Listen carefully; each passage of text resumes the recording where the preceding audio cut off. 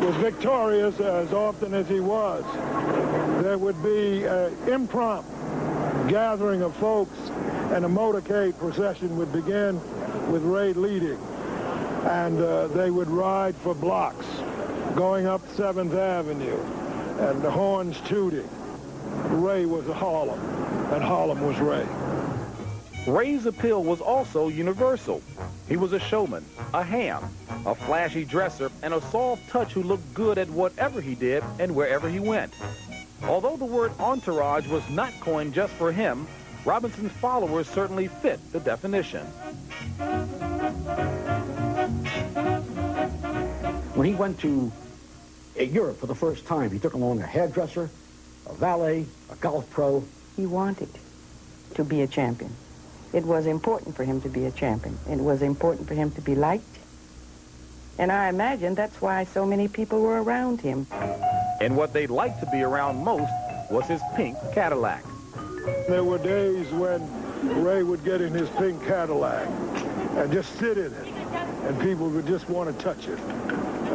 There was some magic to his charisma. Basically a kid at heart, you'd think Sugar Ray would be happy to fight for free. But Ray was smarter than that, as was discovered in 1957 on the Person-to-Person show with Edward R. Murrow.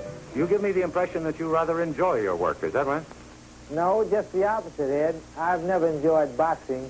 It's just a business with me, and I guess I know I've never enjoyed it. It can be a brutal business. The night after dreaming it would happen, Sugar Ray Robinson killed Jimmy Doyle in the ring. It took Robinson 75 pro bouts before he won the welterweight title and later beat Jake LaMotta for the middleweight crown. His only knockout was at the hands of Joey Maxim in 104-degree heat. Every fighter alive, back then and even today, knows about Sugar Ray Robinson. I think boxing was always some people don't like it and some people do like it. And I guess he got more people to like it, really. A great fighter is somebody that could always come back from the brink of destruction, and having over 202 fights, at least 80 or 90 of those fights, he's at the brink of destruction, almost losing and coming back to win. And I mean, that shows the character. After losing to Joey Maxim, Ray retired to go on tour as a tap dancer.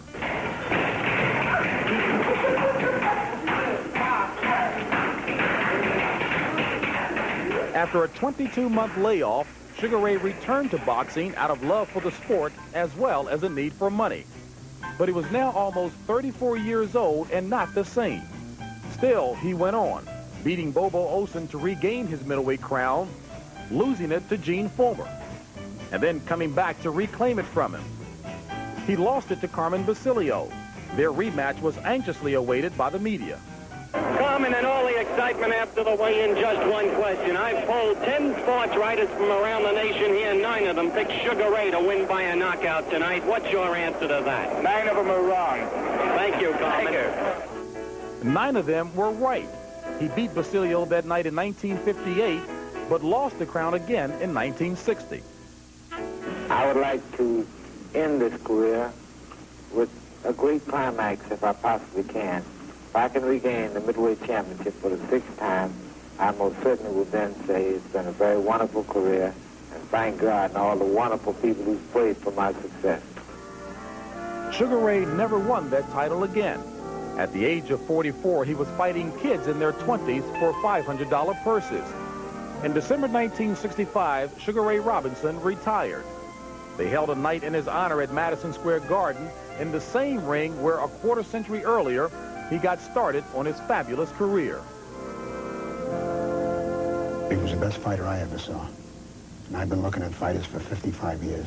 He'd have a picnic today with what's around, including Tommy Hearns and Sugar Ray Leonard. They wouldn't be strong enough for him. Of all the fighters, I put him up there on Mount Olympus. With all due respect to a great guy like Joe Louis, Rocky Marciano, Tony Canzoneri, Willie Pep, Sandy Sadler, so many greats, Muhammad Ali. They come here. Ray Robinson's up there, up on Mount Olympus by himself. Just an unusually great fighter. He was a champion indeed. And in no fight was this more evident than the St. Valentine's Day Massacre. Sugar Ray Robinson versus Jake LaMotta. Now, we'll show you some selected rounds from the original television broadcast back in 1951 when we continue. 15-round World Middleweight Championship bout between the champion, Jake LaMotta, and the challenger, Sugar Ray Robinson. Well, who better to watch the Sugar Ray Robinson-Jake LaMotta fight with than CBS Sports boxing analyst and champion trainer Gil Clancy. And Gil, so much talk about this great fighter, but what made Sugar Ray so special to you? There's only one word to describe Sugar Ray Robinson, and that's class. We've already seen his class in the ring, but he lived like a champion outside the ring. When he was being introduced before a major event, he walked into that ring, he was perfectly groomed. Everybody knew they were looking at a champion. Now, this fight matched then welterweight champion Sugar Ray against middleweight champ Jake LaMotta. What about LaMotta? LaMotta was probably the most underrated middleweight of all time. Strong guy, he could box and he could punch. Unfortunately, he came along at the same time as the great Sugar Ray Robinson. Now, these two had fought 5 times before, with LaMotta winning only once. What were your thoughts going into the 6th and final bout? Jake was a little bit over the hill going into this fight, and I thought that Ray Robinson, with his speed, would be able to pick him apart. All right, now the fight you're about to see was broadcast live on February 14th, 1951, to the largest TV audience ever at that time. We're going to pick up the action in the 4th round. The site was Chicago Stadium, and sportscaster Ted Husing called the bout. The bell for round number 4. Sugar Ray Robinson in the white. The middleweight champion, Jake LaMotta, in the black trunks.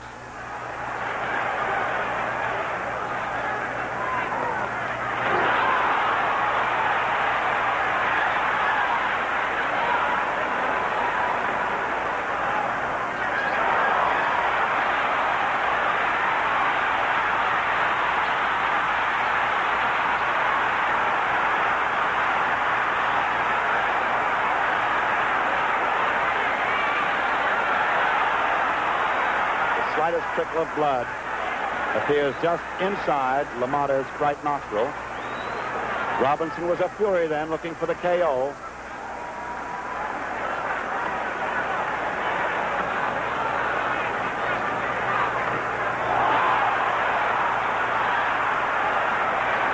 Two minutes to go. That straight right rocked LaMotta.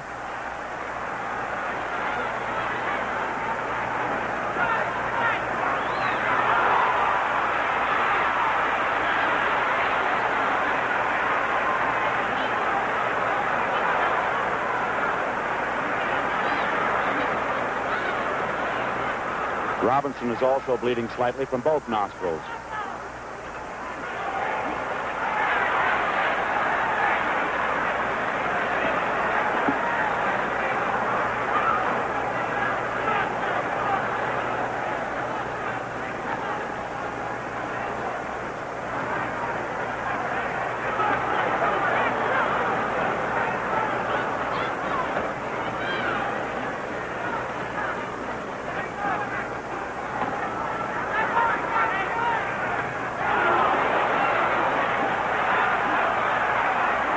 One minute to go, round number 4.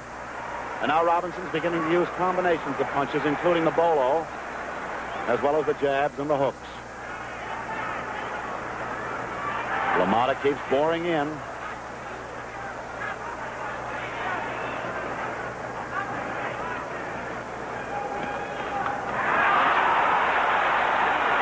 That's the best blow LaMotta has scored tonight. Half a minute to go, 4th round.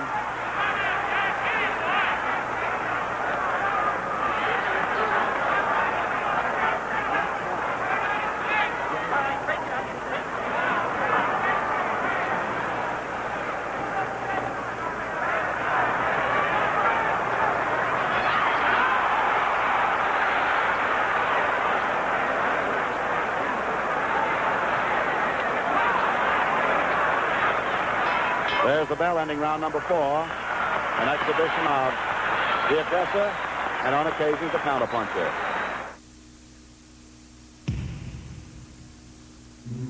Welterweight bout. It's fight time in Swan Lake, New York. And we are just about ready for our 10-round welterweight fight. Buddy McGirt and Tony Baltazar. And I've been joined at ringside, as always, by Gil Clancy. And Gil, Buddy McGirt fighting for the 2nd time at the welterweight of 147. Today's limit actually 145. What are your thoughts about him moving up from 140? After all, he was champion of the world at that weight. Well, Tim, he feels that none of the 140-pound champions will fight him again. He feels comfortable at 145, 146 pounds.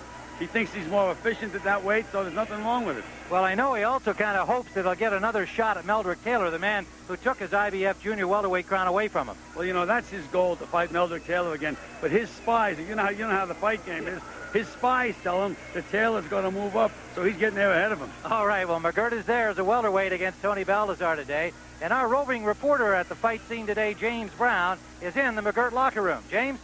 Tim, thank you very much. As you can see, the mood inside the McGirt locker room, I guess, is best described as quiet, confident, and relaxed as he's going through a little bit of his shadow boxing.